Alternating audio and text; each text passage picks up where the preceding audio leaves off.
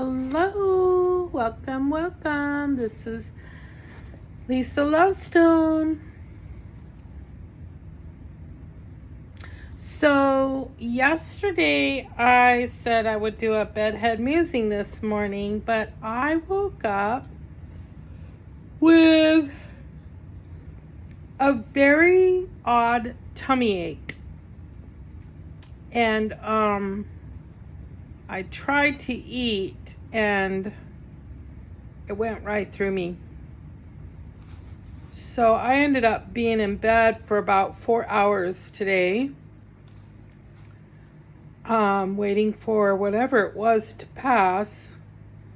And it finally let up.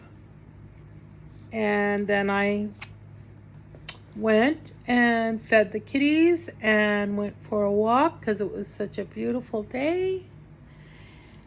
And I'm just a little bit, I don't know, I'm tired, but I slept for 4 hours today, so I don't know what's going on. I think a lot of it has to do with the moon, but it's possible what I ate just really, I don't know, did not agree with my stomach. My stomach is really changing. I don't know. Is anybody else's stomach changing? Are you like not able to eat a lot of the things you've been eating for years? All of a sudden, like, not all of a sudden, but like for the last year and a half, I can't hardly eat pork or beef. And it's getting harder and harder to eat chicken or turkey. And I love salmon, but it's getting harder and harder to even eat salmon. How weird is that? So I just really have to focus on my protein and plant-based. So hey, if anybody wants to comment and let me know, are you having any issues too, like you're eating and you're not feeling good or something like that? I'd like to hear about it. I didn't yawn once till I turned this thing on. Anyway, so here we are. I've got my book, The Golden Future by Diana Cooper. So I think this is going to be one of those, there's a monster at the end of the book. The topics I was really excited about that are in this book, I haven't gotten there yet. And I haven't flipped the pages forward to figure out where it's at because I want to stay on track and read this book, even though so much of it is just like, what? There's a lot of stuff in it that's accurate, that I feel is accurate, and a lot of stuff I think is a bunch of, it's like, you're blowing hot air, lady. So,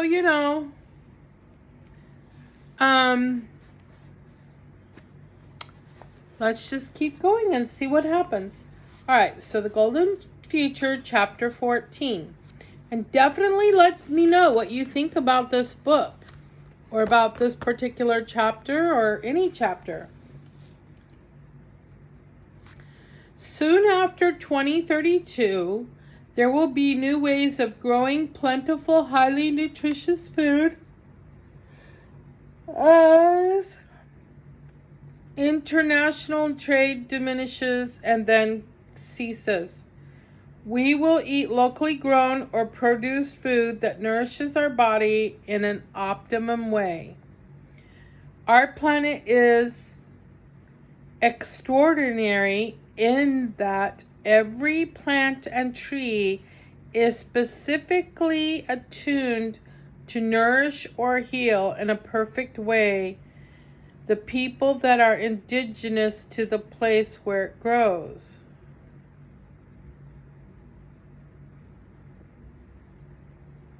So if you're indigenous to where the trees grow, the trees are specifically attuned to you. Well, I've never lived anywhere for more than 25 years. I'm not really indigenous to anything but to the United States itself.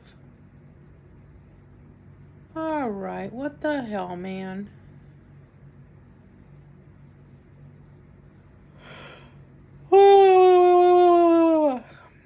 Okay, so anyway, I don't know if it means by like town, state, or country. What? Indigenous. I'm indigenous to the United States. I was born here. Because everyone will be born into their soul family in their country of optimum happiness. Apart from holidays and adventures, people will want to remain where they are, attuned to the food they need. Oh, so it is country. Born into their soul family in their country of optimum happiness. In the golden future, food will be organic. Well, I should think so.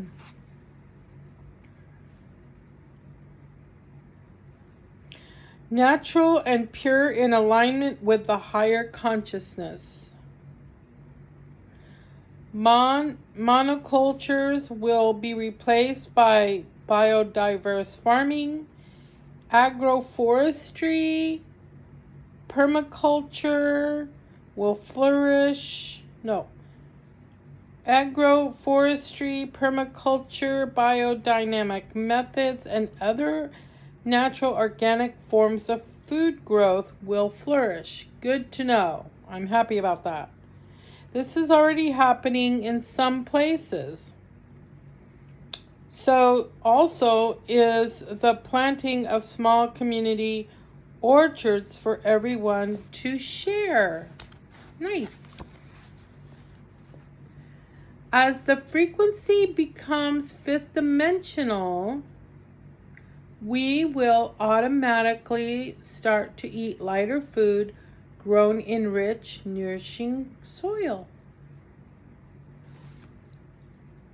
Ooh. I mean, the more nutrient dense your food is, the more satisfied you are. So,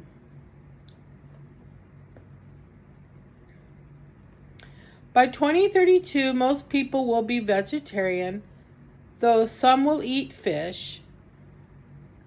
By 2050, many people will be vegan, and the current worldwide move towards plant-based eating is in tune with this.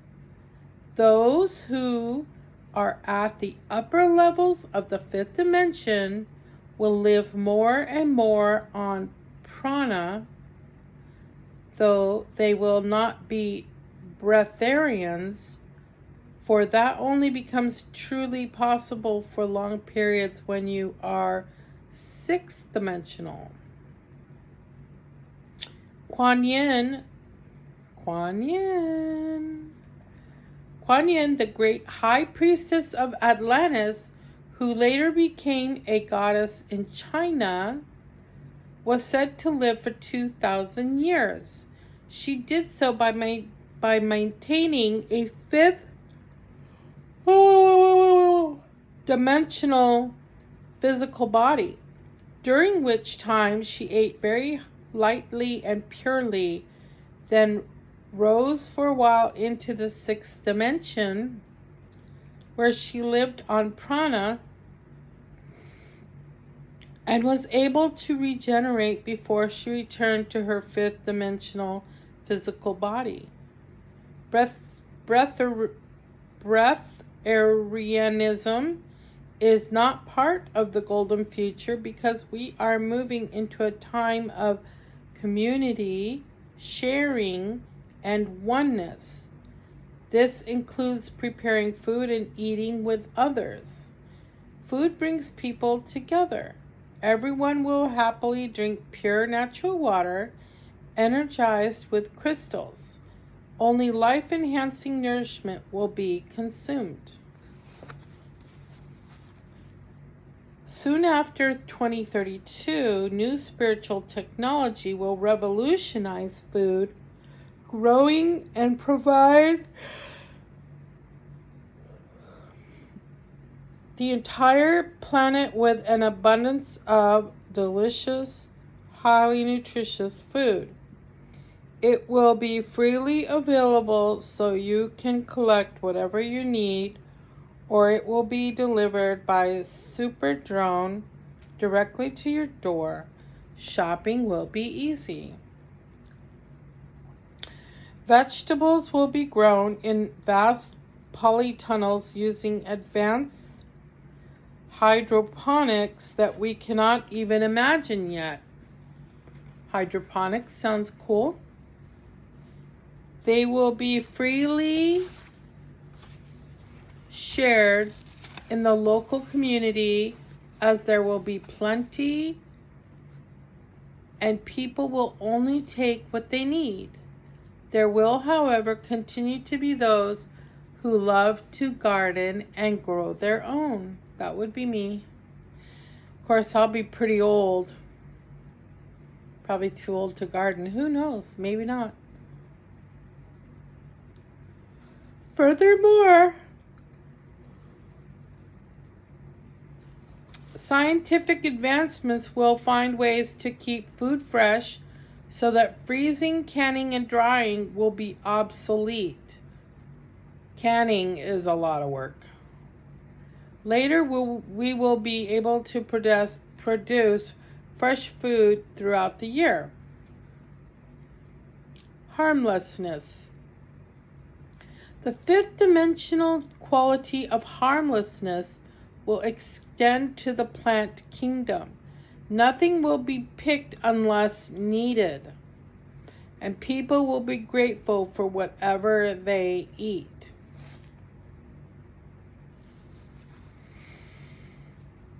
It sounds like totalitarianism again. I don't like that.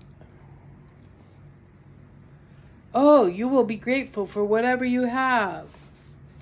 Well, I mean, sure, let's be grateful. That's something to strive for. But it feels like it's boxed in again. Like a religion. Like we tell you what to do. It feels that way, and I'm just trying really hard to be open-minded.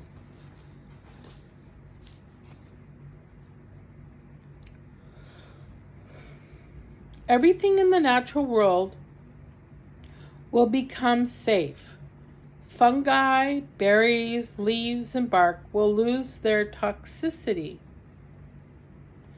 Trees, bushes, and plants will develop without barbs or stings, and they too will gradually become harmless.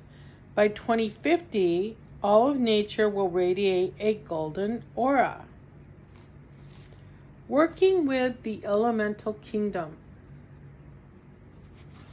As we raise our frequency, technology will advance, and our spiritual and physical abilities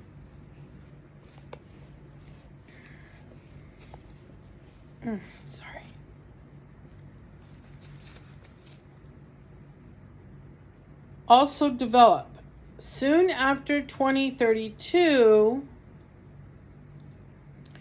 we will generally be clairvoyant and able to see through the veils into the dimensions inhabited by the elemental spirits who work with the natural world. The fairies, the imps, gnomes, goblins, elves, fauns, salamanders, undines, mermaids, and others. We will Open up to all that these beautiful beings can teach us about nature, the land, and growing food. These beings are ethereal and invisible to us until we are ready to see them. As spirits of air, earth, water, fire, and wood, they are known as elementals because they do not carry all 5 elements. You do not have to wait to see these beings to form a relationship with them, though. You can already talk to them with love and respect. You do not have to wait to see these beings to form. Trusting that they are listening and they will respond by helping you. Air elementals only contain the element air. The best known and most beloved are the fairies who tend the flowers and vegetables. They are pure, innocent, playful beings. While some are third dimensional, many have ascended to the 5th dimension. They are happy to advise us on growing vegetables, so gardeners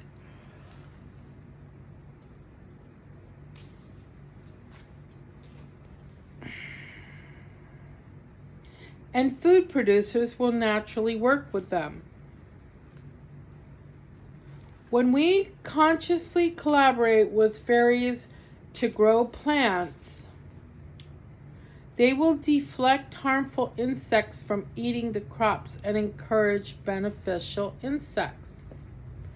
I would love to have fairies deflect insects from my crops. That'd be awesome. Thank you, fairies.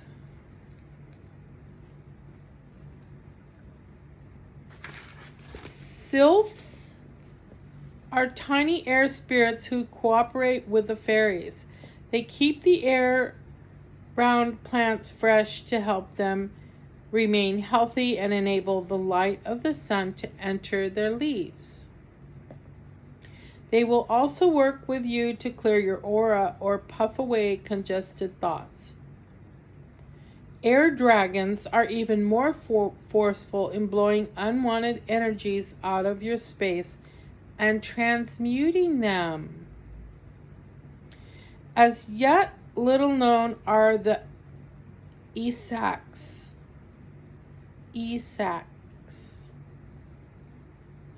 who have only recently been invited to Earth from another universe to help to cleanse the planet. Well, thank you, Esaks. I appreciate that.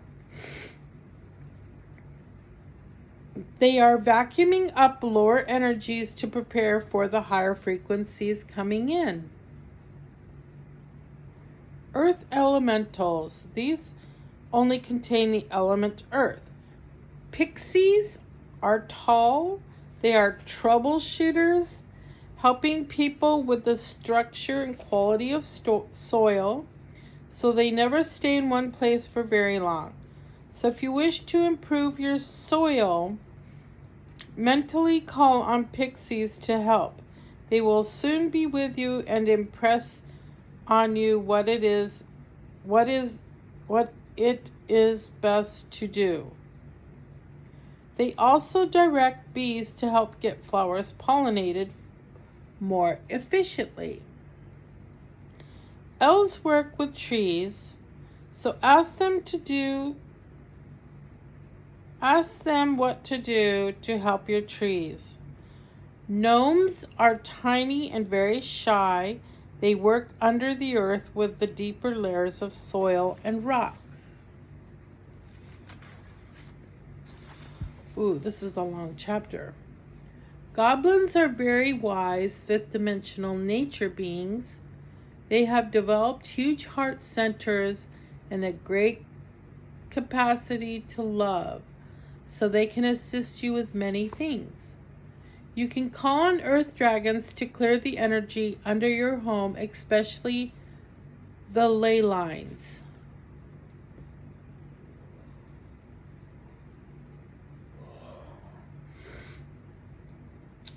Water elementals. These beings only contain the element water. Mermaids look after the flora and fauna of the ocean, lakes, and rivers. Undines keep the waters everywhere flowing. Kyles, Kyhils,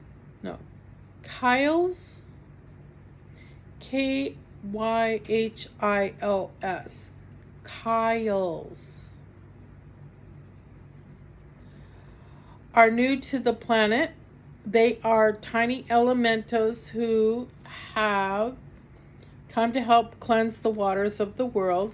You can bless them and consciously direct them to areas that need assistance. Plants thrive in the unconditional love and protection of the Christ light that water dragons spread in all water, including rain and moisture in the atmosphere. Fire elementals. These are beings who only contain the element fire. Salamanders transmute lower energies in fire. They respond to your emotions, so stay calm when lighting a fire or trying to put one out. They feel wildfires when humans panic. Fire dragons are more stable and will protect you and your garden with etheric flames. They will also burn up any negativity around you or in a specific place.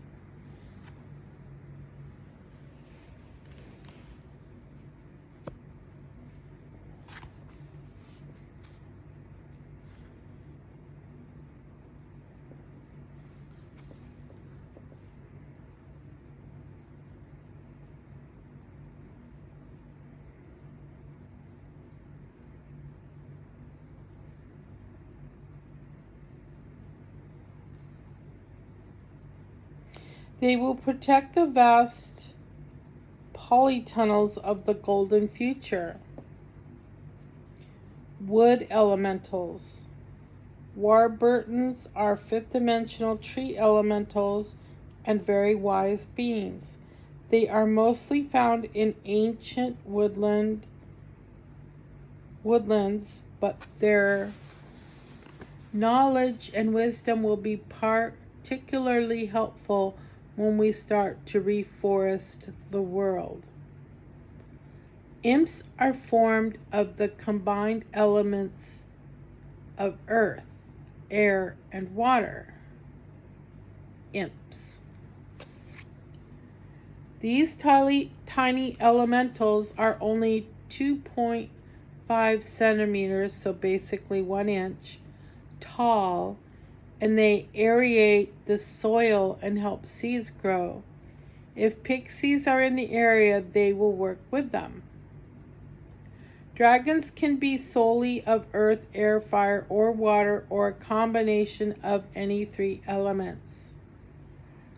These wise, open-hearted beings can help you in myriad ways and can become great friends to you. Fauns contain the elements of earth, air, and water. They help to balance the energy of forests through photosynthesis. Those who are helping with food production in the golden future will consciously cooperate with the elemental kingdoms so that crops are luscious and nutritious. To enable fresh food to be provided all year round, they will also align with the phases of the moon. As past wisdom is recognized and honored once more.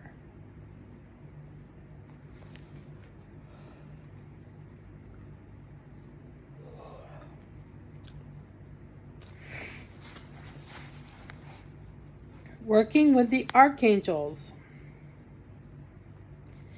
Every color ray is connected to an archangel, as is every vegetable. Peas have white flowers, so Archangel Gabriel, who operates in the white ray, sends energy to them. His joy and clarity are within the vegetable when you eat it.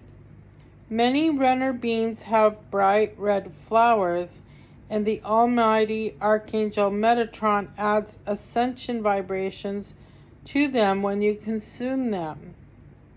I always give thanks for Archangel Uriel's power with wisdom when I eat courgettes, which have yellow flowers. Eating vegetables is one way of absorbing heavenly light. The illumined Master Paul the Venetian is working with the archangels to extend the color rays for the new golden age.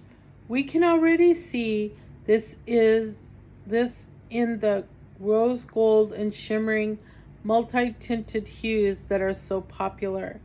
He is collaborating with Archangel Perlamic, the angel of nature, to expand the colors of flowers. This will enable the archangels to bring higher vibrations through the vegetables of the golden future. So your visualization,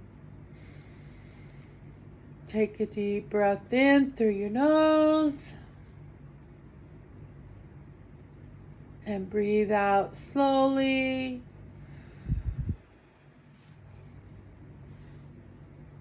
Take a moment to relax and breathe comfortably. Imagine you are in a polytunnel of the future, vast beyond your current conception. Large crystals grid the area. Beautiful soft music is playing. A pure, clear, sparkling stream tinkles as it flows through the giant polytunnel. All the vegetables are healthy, luscious, and growing abundantly. Brightly colored lights are darting about among the vegetables. You realize these are fairies. Then you are aware of other elementals. They are communicating with the gardeners and helping with the plants. One comes to you. What message does it have for you?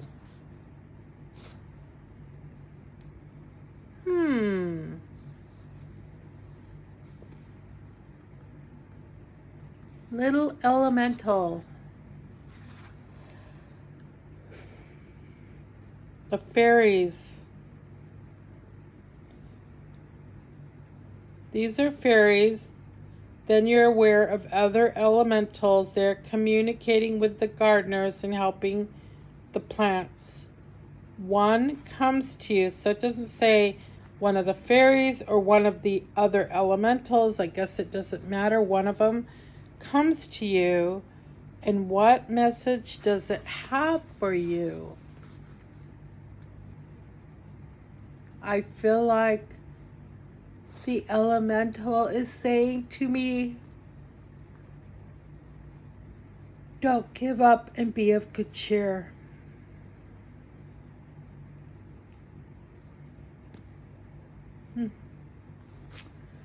All right, that's it for chapter 14. I hope everybody had a wonderful Monday. Peace, love, and light. Blessings. Lisa Lovestone, out.